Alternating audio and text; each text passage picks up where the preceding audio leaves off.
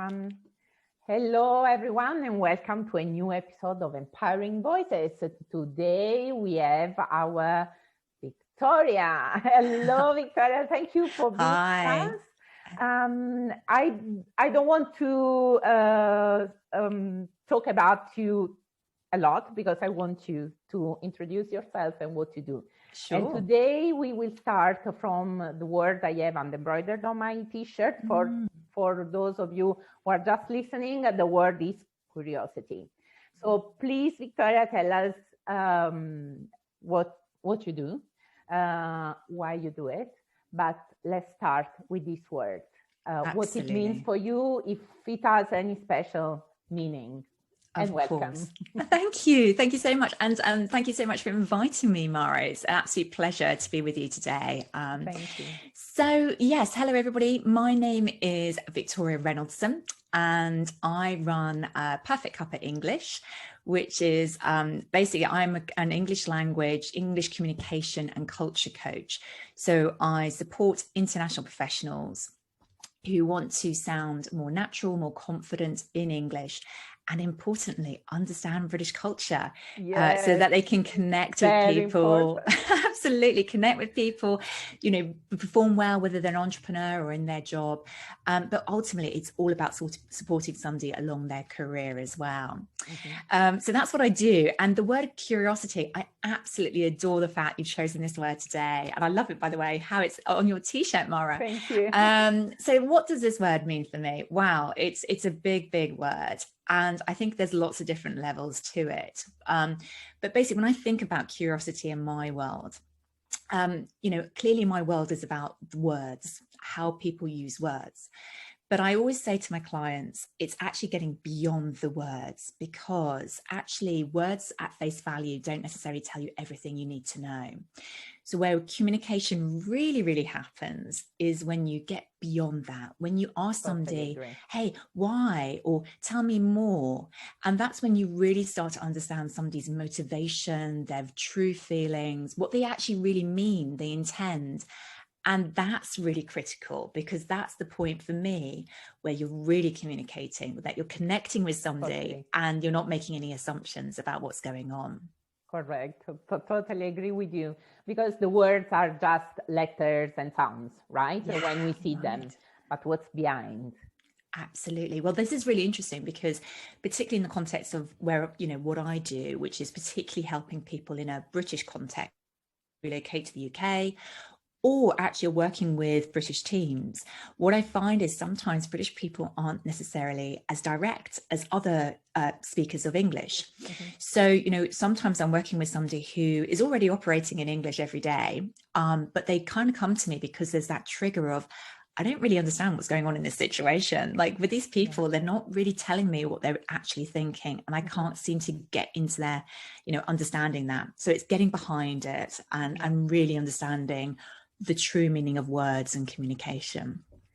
Because I really think, I've been an expat for 15 years, and the language is definitely the way to enter a culture. Language and food, normally. Yes. They really go together. And only when you grasp that little something, there's the click to feel part of the culture. And of course, I can imagine, I don't know, cultures very different from us, or from the English culture. They definitely need your help, because only when you go behind the scenes, when you start feeling integrated, and you can live your everyday life. But of course, if you work with the British team, you need to understand them.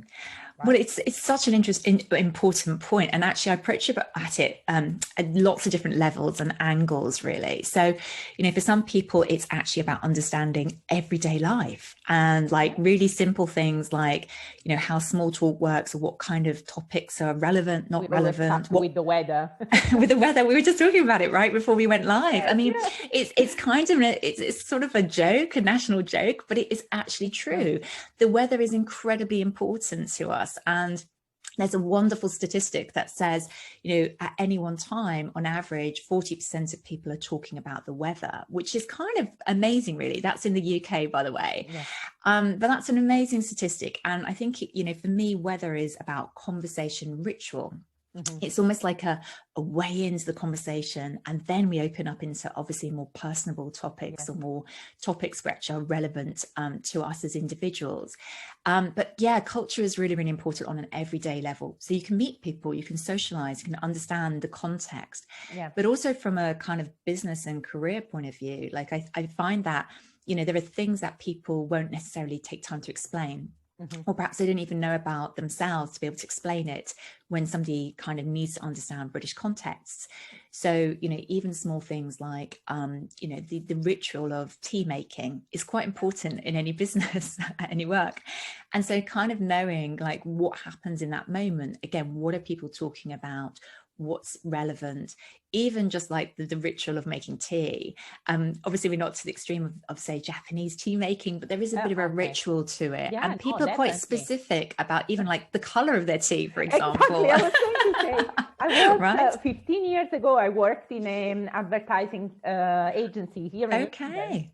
And I remember, I wasn't the British one around, so they never asked me to make them a tea. But when they did with other people of the team, they had a specific color.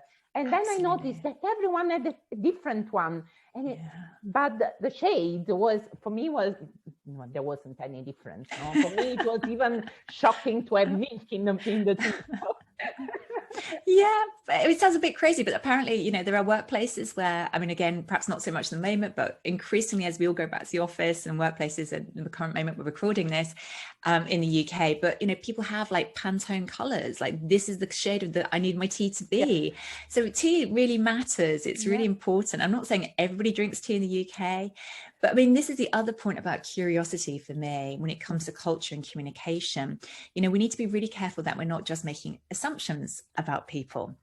Because this is the other thing as well, because we need to be really careful that we're not straying into stereotypes and too much generalizing. Because of course, when I talk about the British, even though we're a fairly small nation compared to some countries, we're still, a very diverse kind of nation. And, strangely, the UK also has these 4 countries within the country. Yeah. So Scotland, Wales, Northern Ireland, and England. And of course, Ireland Republic is a totally separate country from the UK. So there's all these identities that go on. Yeah. So again, when I talk about culture with somebody and communication styles and how to connect to people, we talk about national generalizations, but then we need to get into the detail of somebody's specific situation. Mm-hmm. And that's where probably my curiosity comes in, which is, I have a great belief in a real personalized approach to supporting people, understanding what, is really driving them. What do they actually need and what's going on for them that I can really help with? Yeah. Because, when it comes to communication, for example, sometimes people come to me and say, hey, I want to be more fluent. I can speak English. It's okay. Mm-hmm. But I want to be more fluent. And fluent is a huge term, and it has a really kind of diverse meaning for different people. Yeah. Oh gosh, wow. So what I'm really digging down to is, okay, but why? What is this going to enable you to do? Like what in your career or in your kind of, if you're an entrepreneur, if you're developing your business, what is it specifically? And it could be as diverse as an entrepreneur really wants to be like this video, really confident in their English for videos and social media. But for somebody who's working, it might be, look, I want to get that next promotion. I want to be really confident with the senior board members presenting. Selling myself. Exactly this. Yeah. Yeah. Yeah. It's so different, of course. And as you said, for example, if we consider UK like London, it's a totally different reality than, I don't know, my husband is from Cambridge, right. For example. I mean, they seem worlds apart. Of course, there are stereotypes, but of course, we cannot go into that. Also, because it's like reducing the culture of a country, to be honest. Indeed. Let's say that when we move to a new country, we need a bit of that because it helps the fear. I experienced it, and when you move to a country, you need labels, right, to start with. So I don't know, I lived in Mexico. Okay, the Mexicans are like this, Mexico City is like that. And then bit by bit, with, of course, if we are lucky to have the help of professionals like you, the time you don't need to bump into doors to find out. It's a bit easier. And then, of course, you realize all the shades of what it is, the culture around you. I completely agree, actually. I think just on that point, just so for following up, I mean, I think for me, what's really interesting is that often when somebody moves to a country, there's that initial kind of excitement. Yeah, we're here. We're like, that's great. And that is good. And I think there is a lot of excitement, but then almost like some reality kind of hits home, and it's like, oh, wow, I don't know how to connect with people. I don't know how to network. Lost. I'm a bit lost. I don't even understand, you know, even for somebody who is also a native speaker of English, say an Australian or American moving to UK, they can also equally feel lost, because actually the way we communicate, the way we do things may be completely different. Yeah. So, you know, a big part of cultural training as well is how do you know, helping somebody, I help people like really understand how can they build up their networks quickly? How can they get themselves established? And, you know, a big part of feeling settled is feeling connected to people. And, you know, that has been particularly challenging in the last year with COVID, right? Yeah. You know, that is really challenging, but obviously there are brilliant ways online to do that. And that's where I've been helping and supporting my clients to do that. Yeah, we were forced to move online, but it was a very good thing. I have to say, Absolutely. one of the positives of all the things that are happening. Yeah, I completely agree with you. I mean, my world is that, you know, before COVID, I used to kind of primarily work with people based in London. I did some international work, but mostly based in London, and most of my work was face-to-face. Interestingly, clearly, since the last year, everything's online. And I love that, actually. It gives me great variety. So I work with clients in the mornings. I'm working with people like in Japan. Yeah. During my day, different people in Europe. And then in the evenings, it can be people in South America, for example. Actually, I mean, for you and for them, it's very important that you can offer the support even before they move in the country and they start understanding. It's, I mean, again, because I've been an expat, and I haven't been an expat in a country like Japan, where I can imagine the shock, the cultural shock would be major, but still, I really relied on that support from not only the language, because again, the language, you learn the words, but what's behind them, you need the help from the other side, definitely.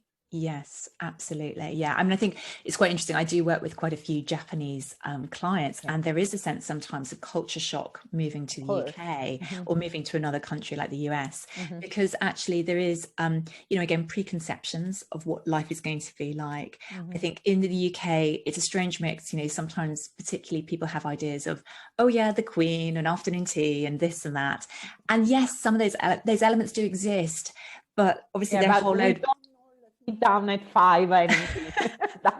that's a whole load of, exactly. There's a whole load of other elements of life, and that's part of, you know, coming back to your word curiosity, which I'm so glad you mentioned.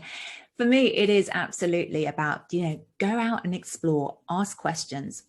In the UK, British people are generally quite open, particularly in London. If people are moving to London, you know, people are very open to talk about and be asked questions and say, you know, hey, how come this is like this? And tell me more about that. And, you know, there's no such thing as a silly question. You know, for me, you know, life is all about learning and developing. I take that very personally as well. I'm always learning and developing. I have done a lot recently as well. But, you know, for me, it's also about learning.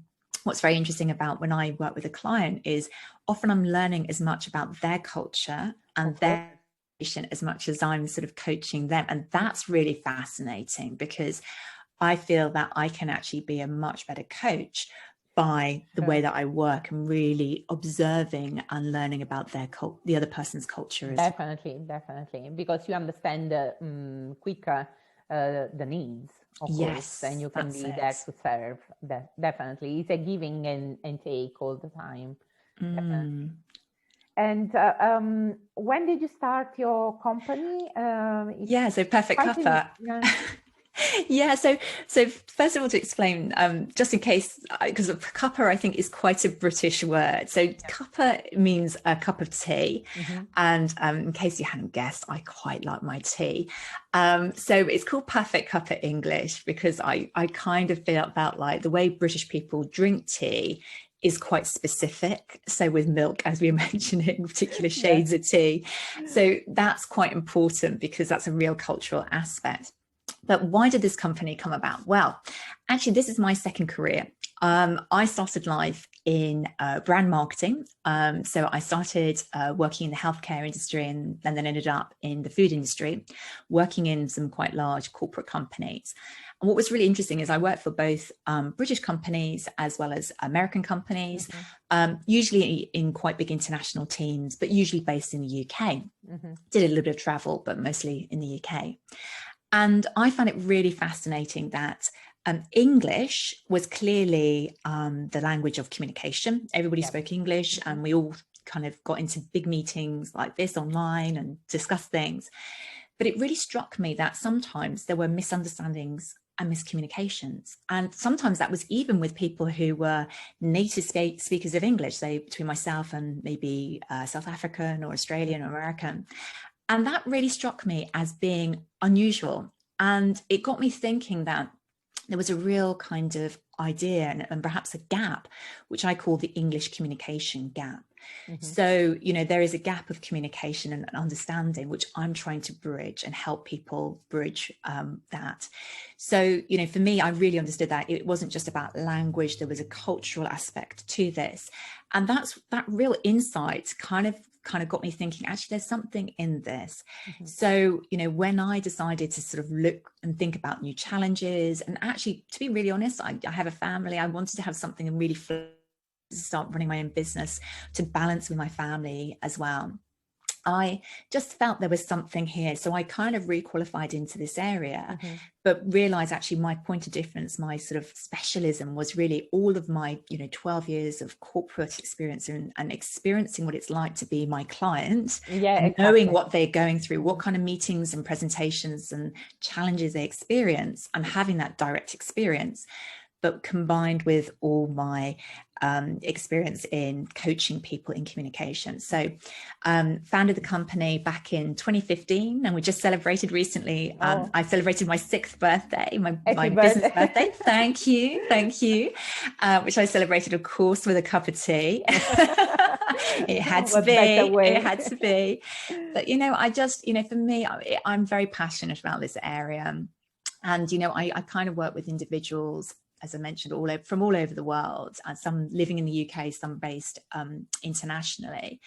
But, you know, the big point for me is that it's really, you know, what I find so rewarding is when somebody really unlocks that key to their confidence, whether it's about cultural confidence and they really feel like they can connect to people, or communication confidence, where they really feel like they're performing in their job and their career, and that they can really go for that next higher role or promotion or leading the big team. I think it's a great satisfaction for you. Oh, I mean, because the personal connection is key, definitely. I mean, we are social beings, and we have to nurture that in any way possible. If you can do it with your work, amazing, because you put in their passion, interest, and your personal love and feelings. So that's amazing. Yeah. So I think that's the thing. So for me, it's kind of about that. That's kind of what it is. You know, it's about that connection. And, you know, ultimately that makes us happier as people, right? Like, I mean, that's what makes us satisfied. And I think one of the interesting things going back to the last year is that obviously without physically meeting people, I've kind of been sometimes working with people who've changed jobs and have never met their colleagues. So they're having to do this fully online, which is again another challenge. So again, part of my work is helping people understand how can they do this within the online space and still build those relationships, whether it's with the team, with their own clients, with suppliers, whoever it is they're really working with. But okay, the advantage is that we are all in the same True. at least. Yes, indeed. And do you have any specific, I'm talking about the power of words, any specific word or even a quote that is a bit the support for what you do and for what you believe in? Absolutely. I know you kind of asked this question, so I was kind of thinking about my quotes, and I'm going to be slightly cheeky and say I've got two. So if you don't mind, I'm going to share both of those because I really struggled to choose which one to choose. So the first one is, it's never too late to become who you want to be. Yeah. And this was a quote from F. Scott Fitzgerald. And I just love this quote because for me, it sums it up. It's never too late. I work with clients who are in their 20s. I work with clients in their 70s. And it doesn't matter. You know, it's all about the mindset. If you are determined and you want to do this, then absolutely we can do this. And so, you know, it's always about continuing learning, going back to curiosity, keeping curious. And, you know, don't let anything stop you. Don't let you think yourself that you can't do it or that you're limited by your age or it's too late. So that's the first one, which I think is really important. And actually, I live by this as well. No regrets. And then the other one, which I think is really interesting one, actually comes from Richard Branson. Mm-hmm. So he said, you know, you don't learn to walk by following the rules. You learn by doing and falling over. And again, I find that really interesting because again, how it applies to my world and when I use it with my clients is that I say to them, look, it's not necessarily about being perfect. Yeah. You know, actually, often people, particularly on the communication side, come to this idea that they have to be perfect in their English. They have to get the correct grammar. I was there. I'm guilty of that big time. And he stopped me from becoming who I wanted to be. Right. Exactly, for a very long time, because I thought, I have an accent. I will never get rid of it. I'm not a native speaker. I cannot write posts on Facebook. But the second the click was done, and of course I fell a lot of times and I learned many times, then everything changed. I'm very happy you brought up this theme. It's so extremely important. I couldn't agree with you more. And I, you know, for me, this is really critical because often people come to language, if they come back to it, they kind of go, well, it's like school. They had this hangover of school, which is, oh, this is the right way to do things. It's the wrong way to do things. Or, you know, I need to get the highest mark, which is obviously very much how school is constructed. Yeah. But clearly in real life, in the real world that most adults operate in, it isn't about that.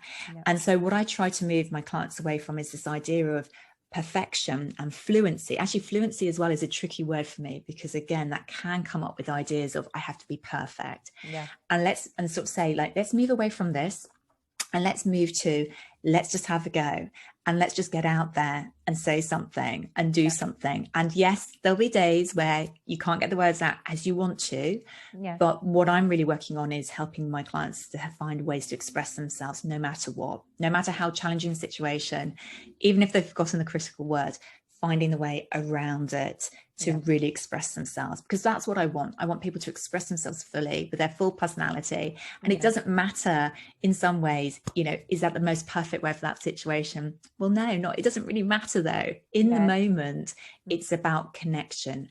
And so to do that, you have to communicate. Yeah. Of course, if I'm Italian and I want to teach English, well, that's something different, right?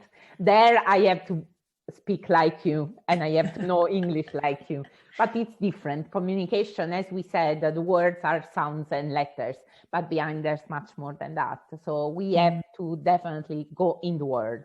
Yeah, absolutely.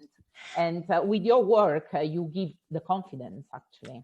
That's the key point. Yeah, that's absolutely the key point. So, you know, with confidence, you know, that's what I'm aiming for actually is that communication confidence, no matter what comes up. So, you know, another technique, you know, an area that I work on with my strategies is, okay, what if it does all go wrong? Or if you get the questions you can't answer and you don't know how to answer them in the moment, it's knowing what you say to still sound natural and professional in that moment. So I can't remember. I think I kind of sent you the link, but I've got a sort of little free resource for people if they're interested, which is all about that. So confidence in communication. Yeah, I want to remind everyone, of course, all the details to reach you, to explore your website and whatever, and what you do will be in the post, in my bio, on the podcast. Oh, wonderful. Where there's no way to miss out information. So definitely. So thank you very much. It was very interesting. Of course, as you know, I strongly believe in the power of words. So this was really mind-opening, and for sure a lot of support for many people listening. So thanks a lot for being with us. It's been an honor having you. Well, thank you. Thank you for having me. You're welcome, and see you all very soon. Bye. Thanks, Mara. Bye.